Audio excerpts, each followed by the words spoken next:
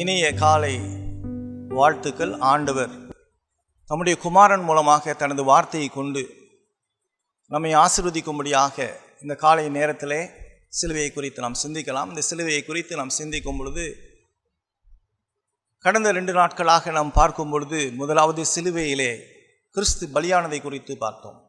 இரண்டாவதாக கிறிஸ்து பிதாவானவர் நம் மீது இருந்த கோபத்தை தணித்தார் என்று பார்க்கிறோம். இந்த நாளிலும் கூட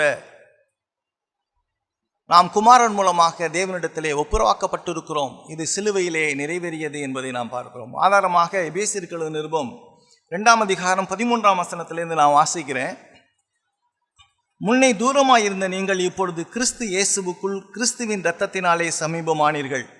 எப்படி எனில் அவரே நம்முடைய சமாதான காரணராகி இருதிறத்தாரையும் ஒன்றாக்கி பகையாக நின்ற பிரிவினையாகிய நடுசுவரை தகர்த்து சட்டதிட்டங்களாகிய நியாயப்பிரமாணத்தை தம்முடைய மாம்சத்தினாலே ஒழித்து இருதிறத்தாரையும் தமக்குள்ளாக ஒரே புதிய மனுஷனாக சிருஷ்டித்து இப்படி சமாதானம் பண்ணி பகையை சிலுவையினாலே கொன்று அதனாலே இருதிறத்தாரையும் ஒரே சரீரமாக தேவனுக்கு ஒப்புரவாக்கினார் என்று நாம் பார்க்கிறோம். இந்த சிலுவையில் என்ன நடந்துச்சு அப்படின்னு சொன்னால், தூரமாக இருந்த நம்ம கிறிஸ்து நம்மை சமீபமாக்கினார்.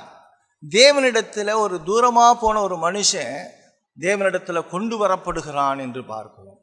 அப்போ சிலுவை நமக்கு என்ன செய்து அப்படின்னு சொல்லி பார்க்கும் பொழுது, தேவனுடைய கண்களில் தூரமாக போன ஒரு மனுஷனுக்கு தேவனுடைய கண்களில் தயவு கிடைக்கிறதை நாம் பார்க்கிறோம். தேவன் நம்மிடத்தில் இருந்த கோபத்தை அகற்றுவதை நாம் பார்க்கிறோம். தேவன் நம்மளுக்கு என்ன செஞ்சிருக்கிறார் அப்படின்னு சொன்னால், கோபத்தை அகற்றினாதான் சமாதானம் ஒப்புரவாகுதல் வரும். இதுக்கு நம்ம ரோமருக்கு எழுதின நிருபம் 5ஆம் அதிகாரத்தில் 8, 10, 11 வசனங்களில் நம்ம பார்க்கும் பொழுது, நாம் பலவீனராக இருந்தோம், பாவியாக இருந்தோம், சத்துருவாக இருந்தோம். இப்படிப்பட்ட உங்களை நம்ம என்ன செஞ்சிருக்காரு, ஆண்டவர் இயேசு கிறிஸ்து என்ன செஞ்சிருக்காருன்னா, நம்மை பிதாவோடு ஒப்புரவாக்கினார். சத்துருவாய் இருந்த நம்மை ஒப்புரவாக்கினார்.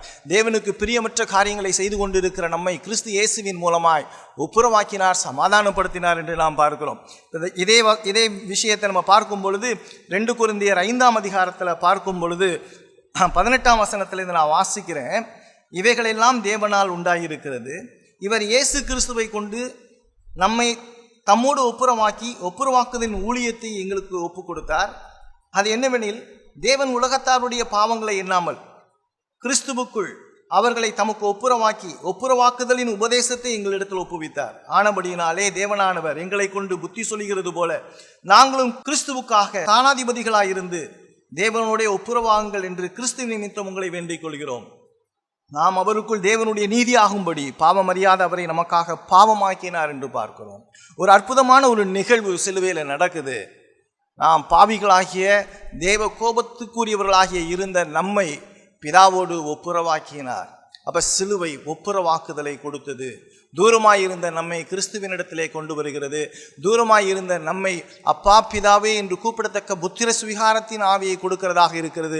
இதெல்லாம் சிலுவையில் இயேசு கிறிஸ்து என்னுடைய பாவங்களுக்காக செய்து முடித்தார்.